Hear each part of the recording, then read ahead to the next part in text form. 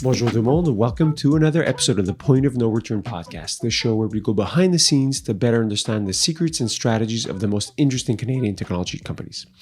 This week is a special show. I had the pleasure of speaking with Sam Ramadori, CEO at BrainBox. A little bit about Sam. Sam is a recognized private equity expert and senior executive with a lot of experience in the investment world and in supporting management teams and developing and executing growth plans, which we'll talk about BrainBox. Sam joined BrainBox AI in spring of 2019 and oversees the execution of the company's growth plan as well as investor relations and corporate development. And Sam does not disappoint. It was a super interesting conversation where, to be candid, I've been a fan of the company for a while and what they're trying to achieve, really trying to help solve one of the biggest problems that we have right now on the planet, which is climate change and specifically greenhouse gas emissions emanating from buildings. So we dove into BrainBox's technology, their go-to-market plan, their culture, and their big vision of really connecting buildings and making them smart. So it's really a brilliant conversation about how software is playing an important role in helping to save the planet. I think it was a very interesting and timely conversation. I also had the chance to speak with Sam and his CFO, Francis, which is a friend. So I wrote an article also on the company. So I'll link it to the show notes if you guys are curious to learn more. That kind of did an interesting expose and deep dive into what they're doing. And with no further ado, I hope that you enjoy today's conversation.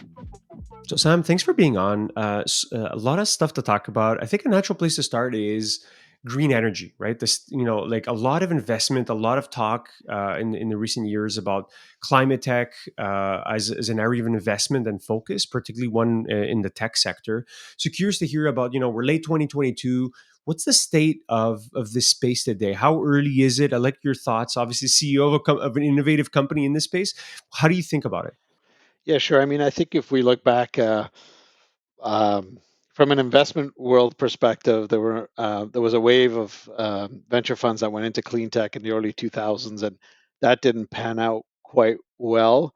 And just slowness of adoption, fast moving markets that went in other directions. But at some point in the last 10, 15 years, we really saw an acceleration in the lowering of the costs behind the core renewable energy sources. Everyone knows that. It's well documented now, but it's quite impressive. And I don't think it's over in terms of, massive 80, 90% drops in the cost of solar, similarly large drops in wind. And then that's going to keep going. Now we're getting into new materials, et cetera, especially on the solar side. So that I think has caused what we see in terms of adoption of renewables. Some countries a lot faster than others, but in or a number of countries, they're past the solar represents 5 or 10% of all the energy generated in a country. We're now getting to levels where renewables are 30, 40, 50%. So that's exciting to see. What's less commonly known, though, is that you end up hitting up against barriers because of how the energy systems were traditionally designed or how they have been operating for the last century and plus. And so I think we're getting to moments in time where, especially around the energy transition side, we're going to need to be seeing some meaningful changes in that energy infrastructure. But that's kind of feels like where we are. And then, of course, a lot of exciting progress in particular areas like chemical production, steel making, transportation, et cetera, et cetera. So it's moving at different speeds, but we're now really seeing some amazing solutions in multiple sectors that we have to decarbonize. Yeah, interesting. So there's the innovation of just being able to capture energy in different formats. You mentioned renewables, but then also the traditional energy infrastructure needing to evolve. Right, we were talking about this. Another chat about how like just here in Quebec, for instance, the Hydro Quebec. We want to move towards EVs, but like our system is really not ready Yeah. for widespread mass adoption of EVs. Even though it's be nice for the environment, but we're so far away. Right? Is that a correct assessment? Yeah, I would say so as well. And depending where you are, in Europe, they have insane now pressures around energy, the cost of energy. So you're seeing a lot more bold movement. But in some jurisdictions, I'll say maybe Canada, I'll say the US as well, the people the entities that regulate and manage the energy infrastructure systems are not fast moving entities. They never had to be. right? For decades and decades, it was pretty steady Eddie, expand the grid, et cetera, et cetera. Today, we're asking them to take that grid and flip it on its head. These entities were never designed to do that. So I do, if I have one area of concern, is the speed at which these entities can move to cause that change. Fortunately, you get something like the Inflation Reduction Act, passed in the U.S., and now there is a significant amount of capital recognizing that challenge that is injected towards that issue. But the problem is, though, the entities are still those. Like, we have to find a way to make them move more quickly. No use bringing down renewable costs if then it's going to take 20 years for us to modernize our grid and accept more and more renewables. Yeah, one of the things I've read in the Inflation Reduction Act is like being able to decentralize essentially energy production at the individual home level, right? So like each, Yeah, like the Tesla Powerwall, for instance, like everyone becomes its own manufacturer, and it may be a good segue after. I'll keep it in mind to to talk about it for BrainBox. Maybe a question of left field. Any thoughts on nuclear? Like a lot of it has been popping up again. I don't know if you're an expert or not, but curious to pick your brain since for me it has become I've seen a lot of smart people I follow talking about nuclear more and more. yeah, It seems like a safer option yeah, that probably most people assume. yeah. It's also because like, I don't want to get too doom and gloom here, but I think everyone recognizes that we're past a couple of points of no return. And now we are going to have to adapt to a new future from a climate perspective. Just how acceptable or bad is that going to get? And every year that goes by, and I've seen it in my own thinking, what wasn't acceptable before, like 3 or 4 years ago, I used to think carbon capture, like, so expensive, unproven. Why are we going to even do that? And today, as I'm on my knees begging someone comes up with an effective solution, because we now desperately need it. We've recognized we desperately need it. On the nuclear side, it's the same thing. Like, our ability to use renewables is going to start getting more and more limited as it represents a bigger piece of the pie of energy production, because it's variable, right? We need something clean that is that base load. So I think people are re-looking at nuclear and saying, okay, what is the true risk? Because the problem is, we live in an environment risk now. We do nothing. It's a super high risk thing to do, right? So now risk gets measured versus doing nothing or going too slow and ending up with disastrous climate risks anyways.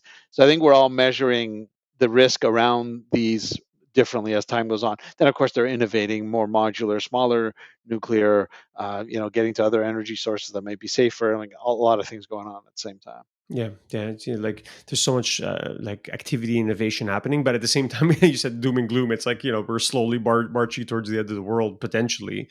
Uh, Yeah, like, I'll give you the example.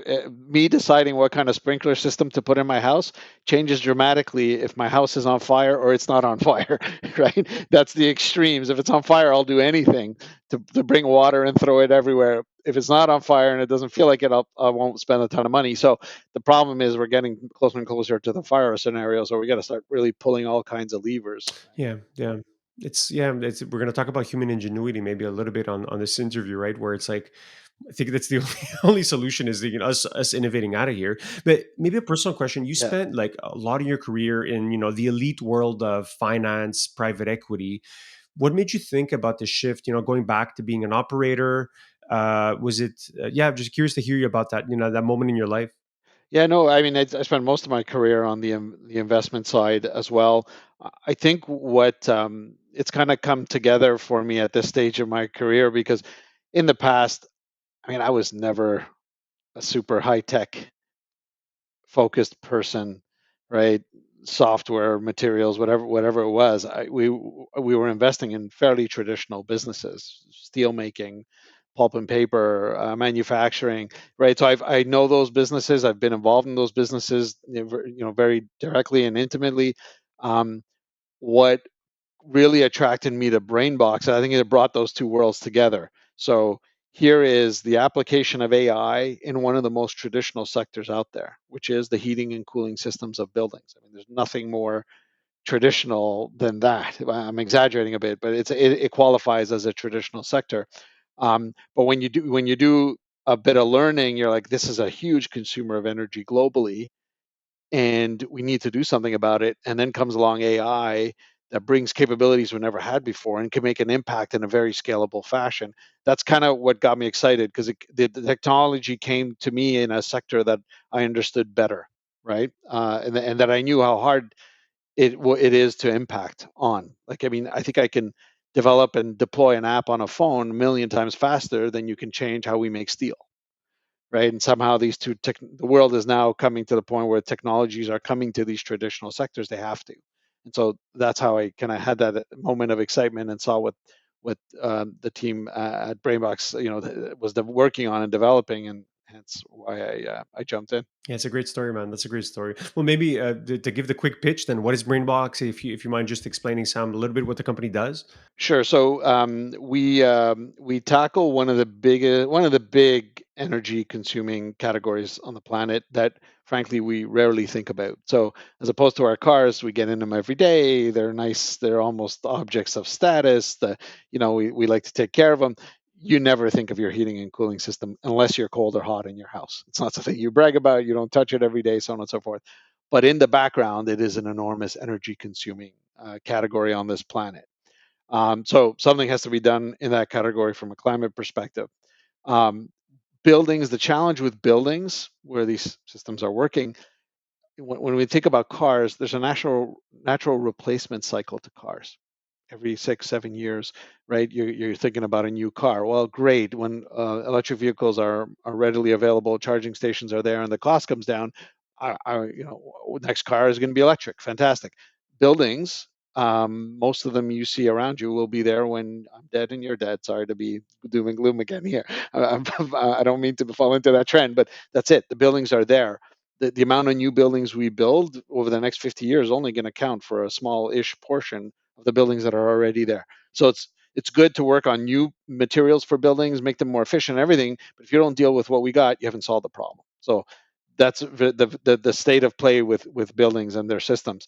And so what was exciting is in that environment where you can't necessarily rip and replace, put in new, there's new technology like autonomous artificial intelligence that comes in and allows you in a software like fashion, software as a service, light touch, implement a system that makes those already installed systems significantly more efficient without a huge upfront cost. And so, and we're not talking about a 2% improvement. In my old days in a pulp mill, you used to chase 2% improvement like crazy. It was a lot. You used to dedicate all kinds of money to it. Here we're seeing improvements that are closer to 15, 20, 25% improvement in the energy consumption of these heating and cooling systems using pure software, not turning one screw in the building.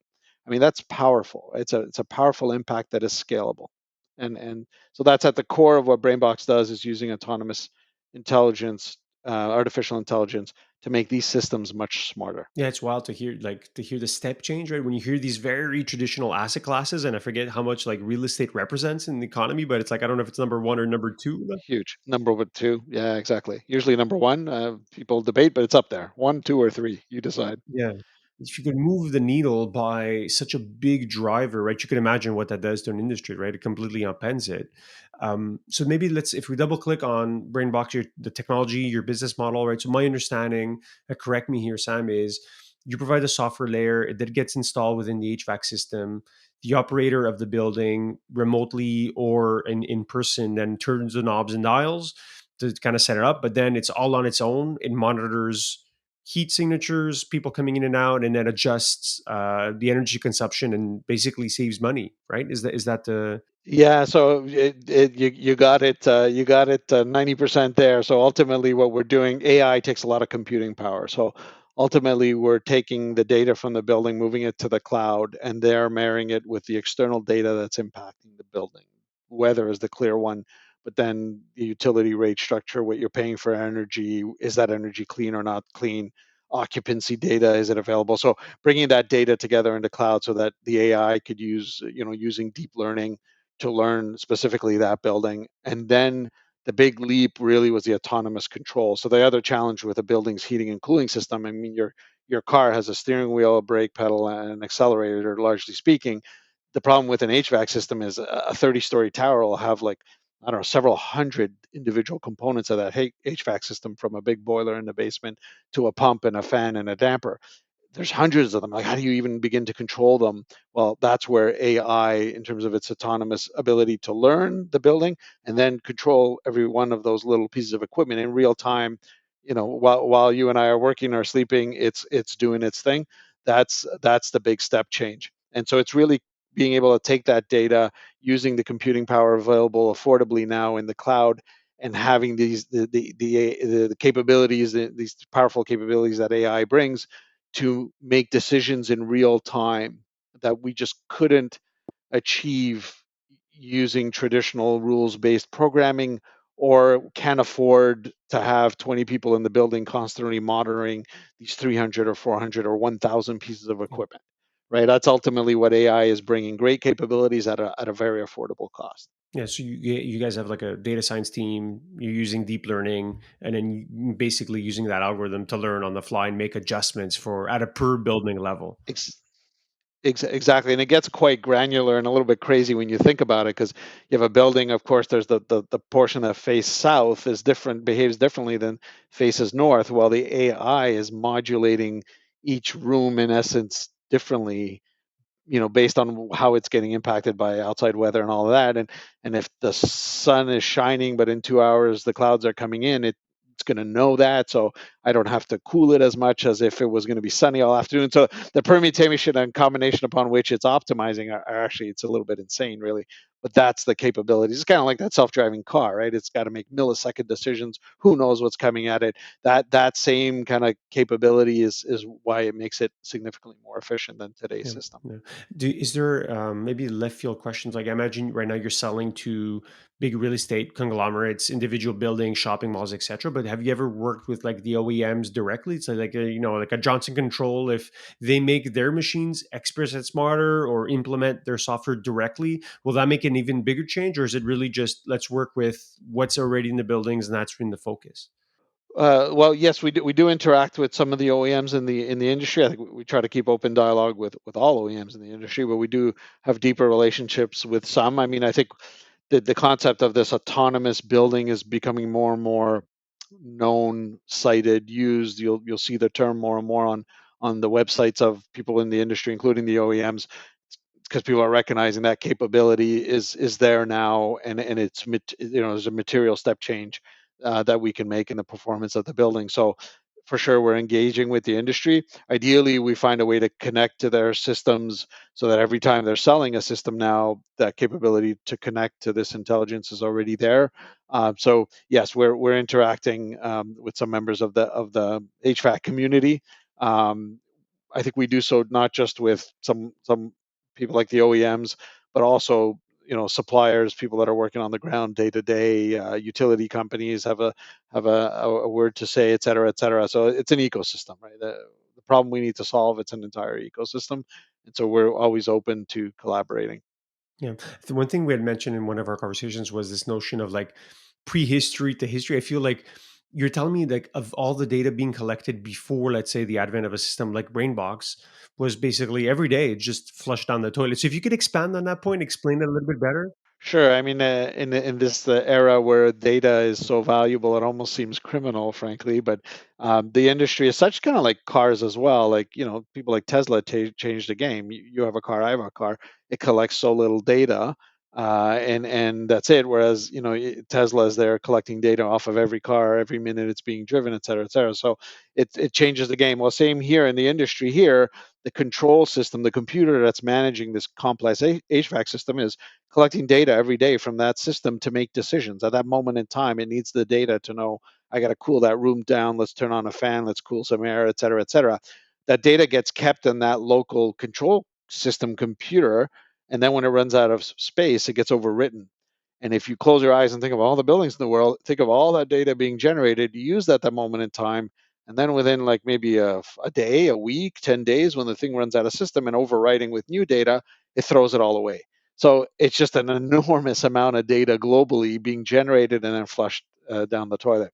So I think what you need to change that state of affairs is an outcome that makes sense for people to change that behavior or invest in a different structure. And that's what I think the AI does, which is, there's value now in making sure that that data is not lost. And in our case, connecting, moving it to the cloud. Um, but otherwise, if you go to an industry and say, hey, let's collect all your data, but then you don't show the upside, you're an added cost, a disturbance. etc. Yeah, yeah. So how's the selling process in terms of like, because from what I understand, you guys have built technology, it works, you're able to demonstrate cost savings.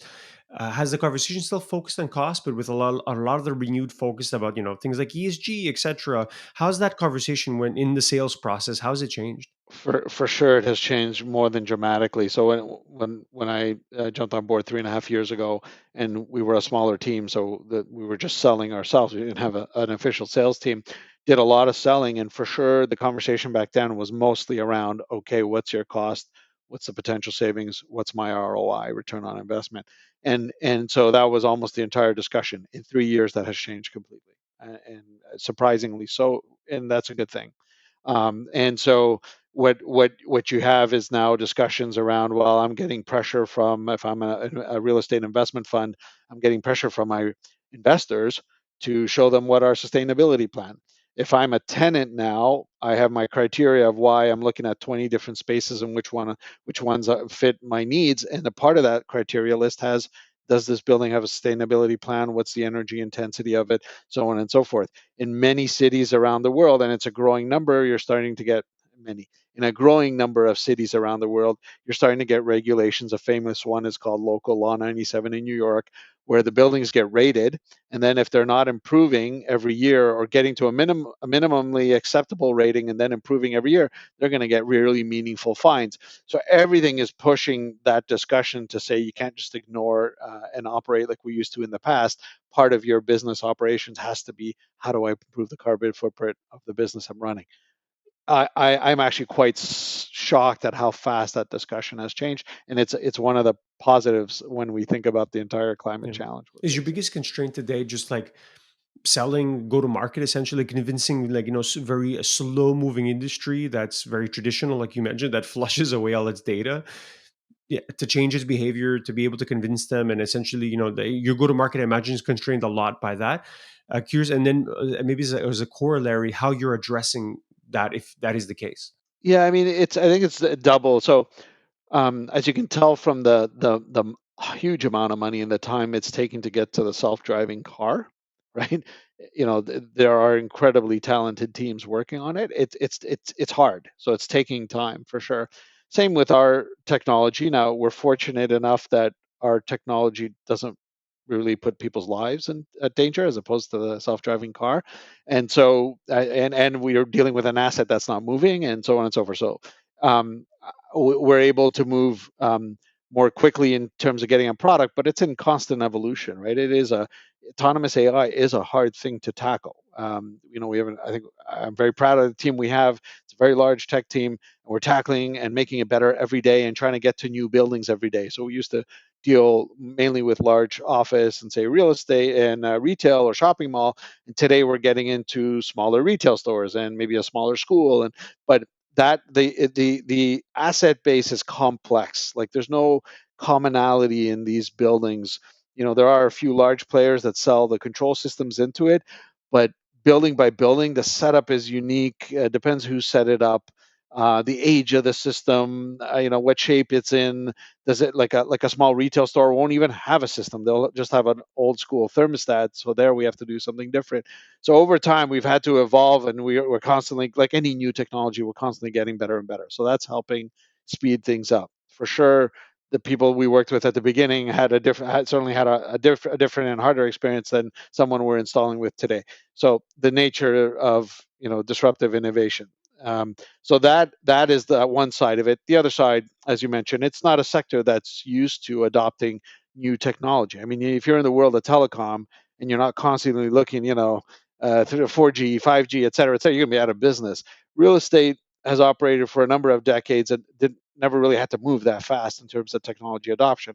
Fortunately, that space that is called prop tech or property technology space is accelerating. It has been accelerating, but again, it's a sector whose DNA wasn't born out of fast innovation adoption, testing 20 things, expecting 15 of them to fail, and then go run with the five. That's not the behavior of the sector. So that is for sure something that we all have to work through, not just us. Anybody working on new technology for real estate.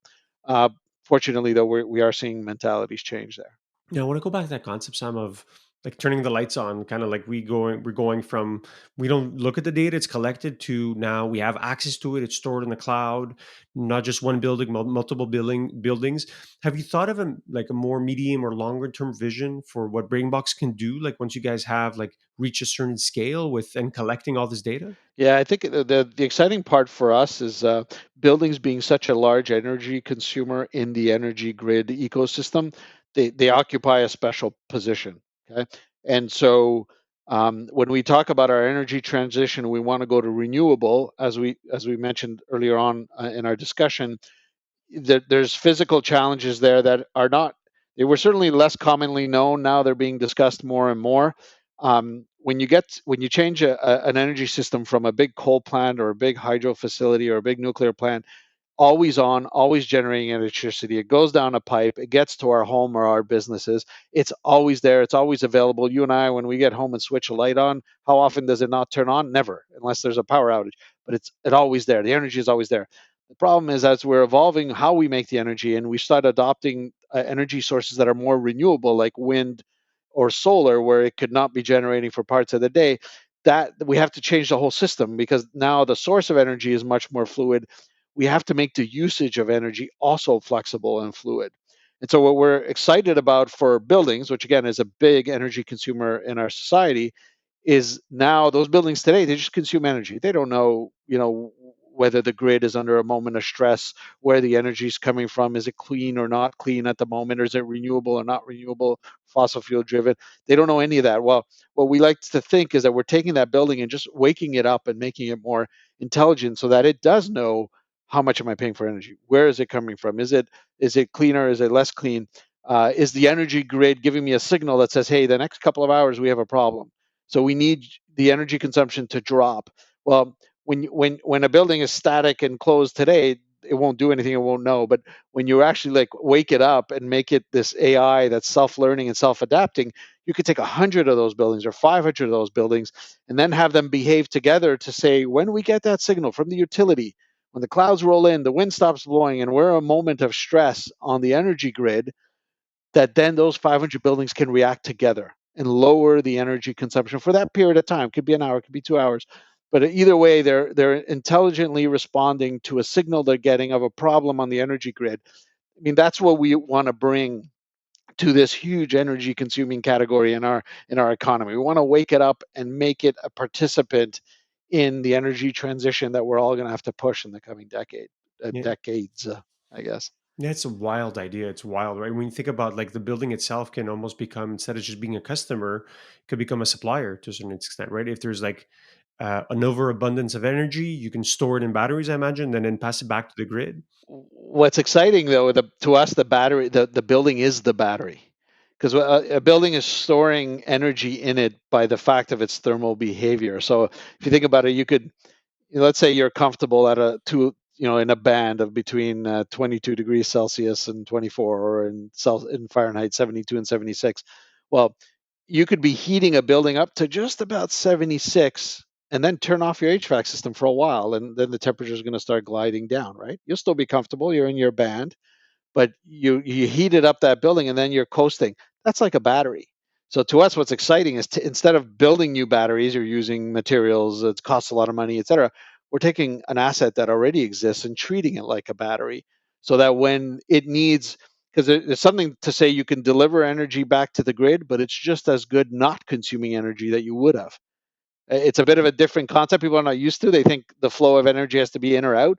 But if I don't consume energy that I normally would have, it's just as good as having a battery and flowing it back in. Largely speaking, there are differences there, but largely speaking, it's the same benefit that we could deliver to the energy grid. And that's what we're excited about. No additional spend, no additional, materials used making a battery. We're just going to use what's there and deliver that flexibility for the energy transition that's coming. Yeah. Have you started broaching the conversation with utilities directly? Because I Yeah, imagine they're going to be fans of what you guys are building. It's funny, we're talking today. It's Friday, whatever, December 2nd.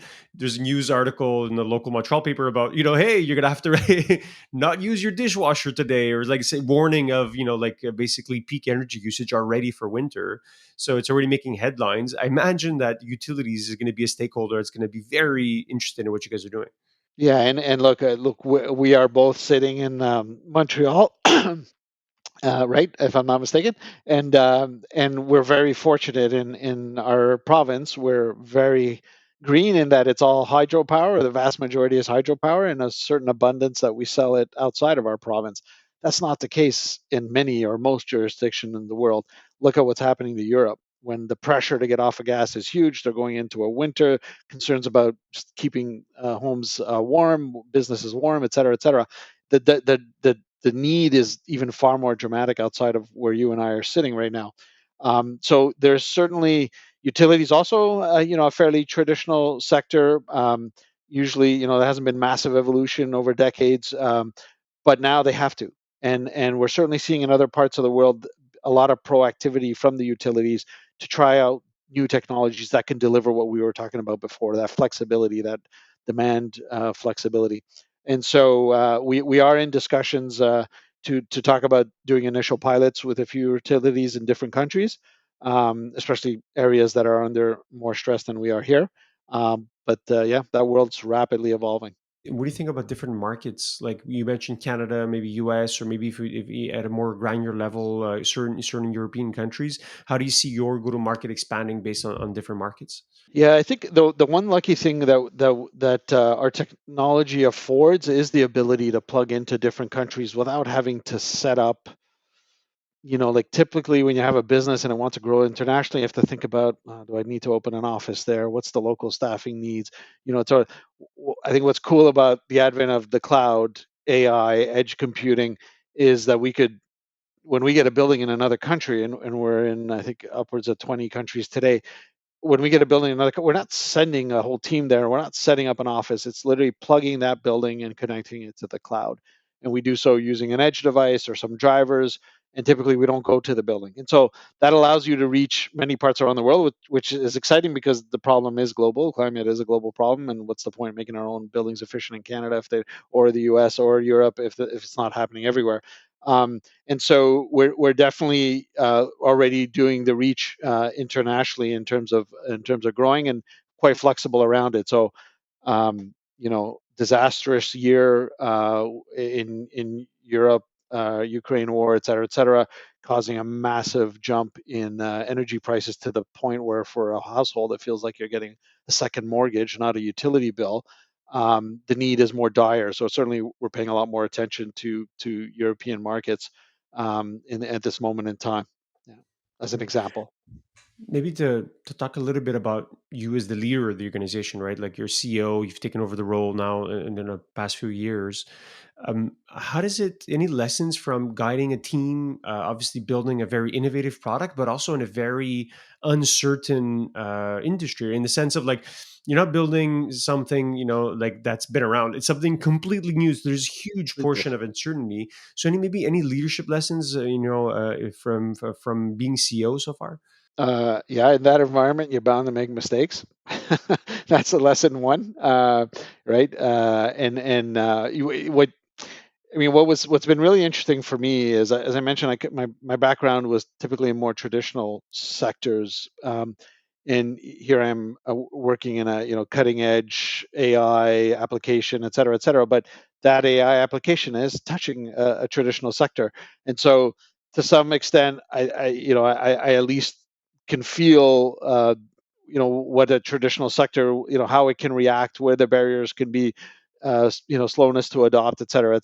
From my own background, then at the same time wanting to create an environment where we have to innovate, we want to innovate, we know we're going to make mistakes along the way, but that the goal is to do something pretty new and incredible, get past the hurdles and just keep getting better, and you'll get knowing you're going to hit more hurdles in the future. So that kind of mix of environments, it's not easy. If you're a tech company, so like I met a great gaming company yesterday at an event with other startups, and I mean, it's an entirely new sector. Everything's evolving, everything's growing. You're creating something that's getting sold to a very tech savvy audience. It's a different environment. In our case, you have to be very mindful that you're entering an ecosystem that is not used to that. And so for me, it has been the challenge of making sure that we try to do that. We're not perfect at it, while keeping a culture that is super innovative and doesn't get slowed down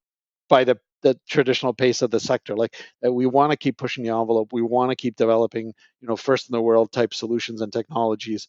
Despite the fact that we have to be mindful of that space. So that would be my takeaway. But I'll repeat it again: in that kind of environment, now I think in any innovative environment, really, you're bound to make mistakes, and it's how fast you look at them, accept them, and say we're going to move on and get better. Yeah, yeah, very good point, right? Like, because yeah, you don't have the roadmap. There's no answers ahead, right? So you're gonna have to learn and experiment a little bit along the way. How important is brand, right? Because imagine you want to go to market quickly, expand, and then having a brand that, like, like traditional operators know, hey, I trust BrainBox. Like, is that something that's higher on your list? Like, it's not a classic question I ask, but it is, I find it could be somewhat important, I imagine, to become, let's say, like the Kleenex of the category. So everyone just refers to, hey, are you using BrainBox in your building, for instance, right? Is that important for you? Or you feel at this stage it's so new, there's just such a big market, it's not a priority? Well, I'd say we, as a team, we aspire for outcome. So, um, our mission statement is saving the planet with AI. Um, we have value statements. One of my favorite ones is we solve big ass problems, and that's precisely how it's written, right? And that's really our goal. So we went from saying we want to optimize one building, the heating and cooling of one building, because that's the big energy consumer.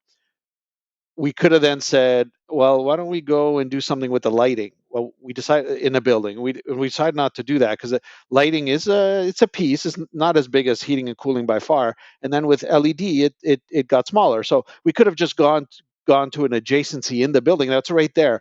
But instead, we're deciding to work on the energy transition and how buildings and an entire city can contribute to the energy. That's a bit our DNA. That is a lot our DNA. And so what we're really pushing is outcome. Now, put that aside, I think our team, internal team, marketing PR, has done a fabulous job. They continue to do great work, and it matters because, if we're trying to get deployed, we always say we're not going to save the planet unless we're deployed in thousands upon thousands of buildings. And Canada only has a small portion of those buildings, so we got to get known globally. We have to venture outside. We could have just stuck to installing buildings in Canada and the U.S. Our lives would be a hell of a lot easier. That's not quite the DNA of the team. We're installing buildings on the other side of the planet. It's hard, it's not easy, but that's the impact we want to have. So our brand hopefully reflects that. Yeah, I was gonna say, I It's like, think I found the tagline, right? Solving big ass problems. I think that's it. yeah, I think why I love what you guys are building is that you've taken the harder route. It's like you said, you could have found something easier, gone for a smaller outcome, but now you're going for something way bigger, right? Swinging for the fences. And yeah, respect, because I don't find there's too many Quebec companies that have just such a big ambition to solve really one of the world's most pressing problems, right? At least for the next few decades. And today, yes, okay, fine. Like the climate is like isn't as dire, but like wait 10 years, wait 20 years, and see where it is, right? So it's like you have to tackle it now. yeah, and I'm actually, again, here goes the Mr. Doom and Gloom again. You're never going to invite me back. The This summer has not been pretty to me, from a climate perspective.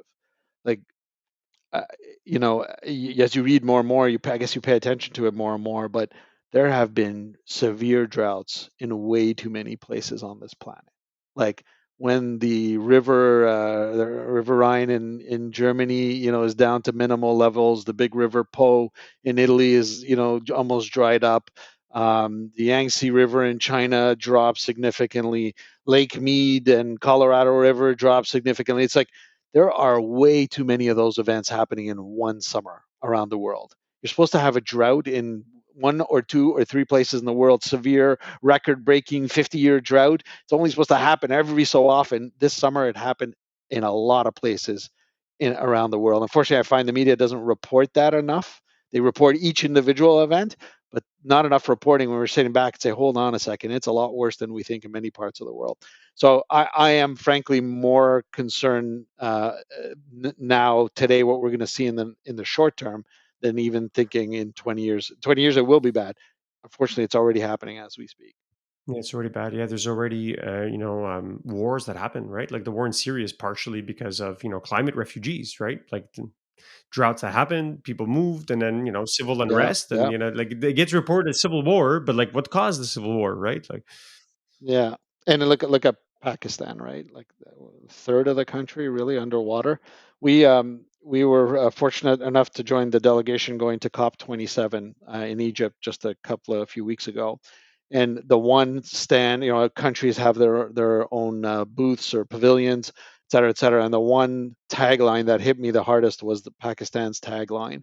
So right, it was a simple sign, Pakistan, and it said, "What happens in Pakistan doesn't stay in Pakistan." Right? And I thought that was such a powerful message. Like, folks, we're getting impacted by what's happening around the world, and we're not going to be silent about it. And people need to understand this is a global problem. And I thought that simple tagline, building off of the Las Vegas famous tagline, was just super powerful. And really made you think. And the whole theme this year of the loss and damage, fund, or the concept about how do we support developing nations that are going to get, probably many of them going to get hit harder than the developing nations.